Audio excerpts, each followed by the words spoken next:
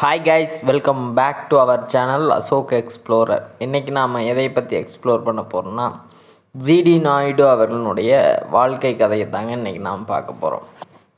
GT Naidu உங்கள் எல்லாத்துக்குமே தெரியும், வில்லேஜ் விஞ்ஞானி. ஜிடி நாயுடு என்று அழைக்கப்பட்ட கோபாலசாமி துரைசாமி நாயுடு, அவருடைய முழு பெயர் கோபாலசாமி துரைசாமி நாயுடு, தமிழ்நாட்டின் மிகச்சிறந்த கண்டுபிடிப்பாளர், தொழிலதிபர் மற்றும் தொழில்நுட்ப முன்னோடிகளின் ஒருவர். அவரை பலர் இந்தியாவின் எடிசன் என்று குறிப்பிடுவார். ஜிடி நாயுடு 23 மார்ச் 1893 அன்று கோயம்புத்தூர் மாவட்டத்தின் களங்கல் என்ற கிராமத்தில் தான் இவர் பிறக்கிறார். சிறு வயதிலிருந்தே பொருட்களை பிரித்து அவை எப்படி இருக்கின்றன என்பதை அறிந்து கொள்வதில் அதீத ஆர்வம் கொண்டிருந்தார். பள்ளி கல்வியை விட சுயகல்வி கற்றுக்கொள்வதிலும் இயந்திரங்களை பிரித்து பரிசோதிப்பதிலும் அவர் அதிக ஆர்வம் காட்டினார்.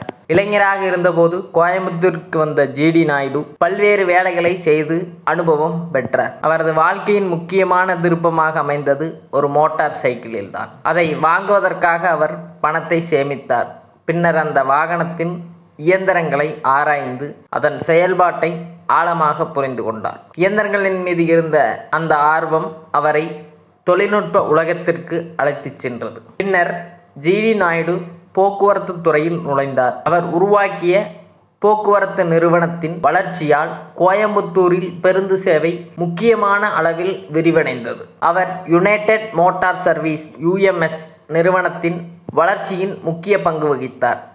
அவருடைய நிறுவனத்தில் பேருந்துகள் நேரத்திற்கு இயக்கப்படுவதால் பராமரிப்பு மற்றும் தொழில்நுட்ப ஒழுங்கு ஆகியவற்றிற்கு முக்கியத்துவம் கொடுத்தார். இதனால் கோயம்புத்தூர் தொழில் நகரமாக வளர்வதற்கும் அவரது முயற்சிகள் பங்களித்தன. ஜிடி நாயுடுவின் மிகப்பெரிய சிறப்பு அவரது கண்டுபிடிப்பும் ஆர்வமும் தான். மின்சாதனங்கள், மோட்டார் இயந்திரங்கள், விவசாய கருவிகள் உள்ளிட்ட பல துறைகளில் அவர் ஆராய்ச்சிகளை மேற்கொண்டார். அவர் உருவாக்கிய அல்லது மேம்படுத்திய தொழில்நுட்ப முயற்சிகளின் குறிப்பிடத்தக்கவை மின்சார மற்றும் இயந்திர சாதனங்கள், மோட்டார் தொடர்பான தொழில்நுட்பங்கள், விவசாய கருவிகள், புகைப்பட தொழில்நுட்பம், ரேடியோ மற்றும் மின்னணு தொடர்பான பரிசோதனைகள், துல்லியமான இயந்திர கருவிகள். அவரது ஆராய்ச்சிகளில் எளிமை, குறைந்த செலவு மற்றும் நடைமுறை பயன்பாடு ஆகியவற்றின் முக்கியத்துவம் இருந்தது. ஜிடி நாயுடு புகைப்பட தொழில்நுட்பத்திலும் ஆர்வம் கொண்டிருந்தார். அவர் கேமரா மற்றும் புகைப்பட செயல் கருவிகளை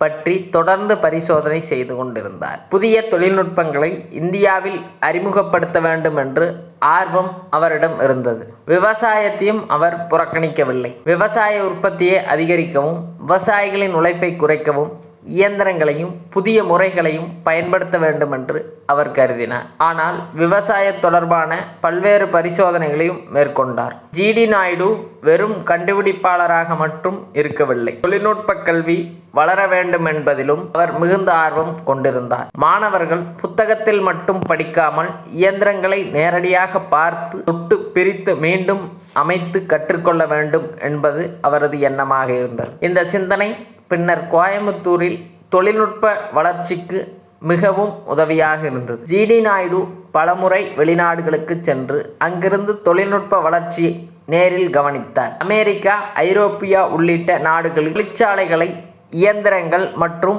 புதிய தொழில்நுட்பங்களை பார்த்து அவற்றை இந்தியாவில் பயன்படுத்துவது குறித்து சிந்தித்தார். அவர் வெளிநாடுகளிலிருந்து வெறும் பொருட்களை வாங்குவதற்கு பதிலாக இந்தியாவிலேயே தொழில்நுட்பத்தை கற்றுக்கொண்டு உருவாக்க வேண்டும் என்று வலியுறுத்தினார். ஜிடி நாயுடுவின் வாழ்க்கையில் மிக குறிப்பிடத்தக்க விஷயம் அவரது சுய சிந்தனை தான். அவர் வழக்கமான முறைகளை அப்படியே ஏற்றுக்கொள்ளாமல் இதை இன்னும் எளிமையாகவும் வேகமாகவும் குறைந்த செலவிலும் செய்ய முடியும் என்று சிந்தித்தார். இதுவே அவரை ஒரு சாதனை தொழிலதிபரிடமிருந்து ஒரு கண்டுபிடிப்பாளராக மாற்றியது. ஜிடி நாயுடு கல்வியை மிகவும் முக்கியத்துவமாக கருதினார். ஆனால் மதிப்பெண் மட்டும் வாழ்க்கையின் வெற்றியை தீர்மானிக்காது என்று நம்பினார்.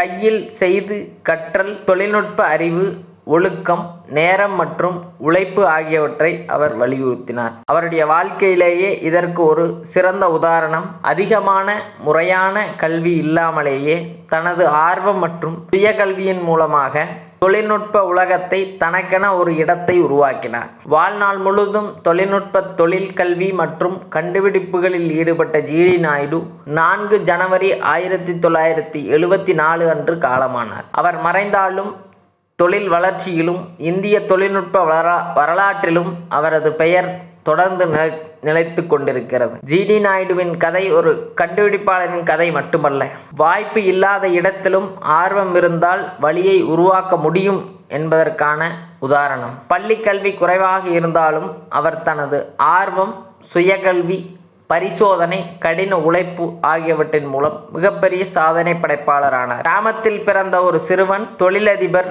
கண்டுபிடிப்பாளர், தொழில்நுட்ப முன்னோடி என்று அவரது பயணம் இன்றைய தலைமுறைக்கு மிகப்பெரிய உதாரணமாக உள்ளது.